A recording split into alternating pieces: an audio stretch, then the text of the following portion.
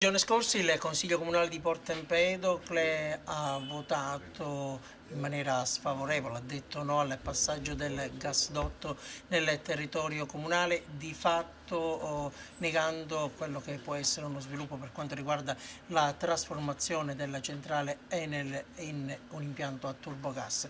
Voce Siciliana ha votato invece in modo favorevole, però la delibera non ha avuto un epilogo positivo. Ecco, adesso come vi muoverete? Qual è la vostra riflessione? Beh, è vero, Voce Siciliana ha votato favorevolmente questa iniziativa perché era un'iniziativa che era già stata programmata negli anni passati con l'amministrazione Firetto, quindi Voce Siciliana ha dato un voto coerente con quella che era la programmazione già fatta negli anni passati. Oggi si è consumato un fatto di particolare rilevanza perché il fatto che non sia passata questa delibera crea un po' di problemi nell'ambito, diciamo, della ristrutturazione e dell'infrastrutturazione del nostro paese. La Giunta come ha letto questa presa di posizione del Consiglio Comunale rispetto alla vicenda Enel? Ma sicuramente non bene perché era già stato deliberato e programmato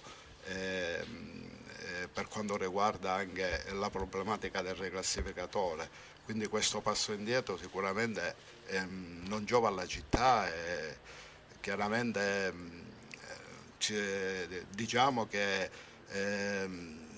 la linea non si è tenuta per come si doveva tenere. Questa bocciatura rischia di compromettere questa trasformazione della centrale Enel in impianto a turbogas? Spero di no perché il parere non è vincolante, quindi speriamo che quantomeno i posti di lavoro siano diciamo riconfermati e che l'Enel possa restare a Porto Empedocle. È da 55 anni che è a Porto Empedocle l'Enel. Queste fughe in avanti da parte di alcuni gruppi della maggioranza, diciamo, non le condividiamo e pensiamo che le cose vanno discusse discusse e programmate all'interno della maggioranza. Confido in un maggior coinvolgimento, diciamo, da parte della maggioranza condividendo assieme il percorso già tracciato, diciamo, negli anni passati. Concludo augurando a nome di Voce Siciliana un buon Natale e un buon anno agli empedoclini.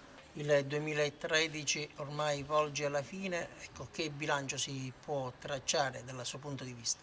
Ma dal mio punto di vista io da pochi mesi che sono assessore in carica, dal maggio di quest'anno, diciamo che le problematiche come in ogni paese, come in ogni città ci sono sempre, però io sono fiero e orgoglioso diciamo di questa carica amministrativa e forse Porto Empedocle è uno dei pochi paesi che non ha pagato la TARES quest'anno, l'amministrazione è riuscita a non far pagare ai cittadini la TARES.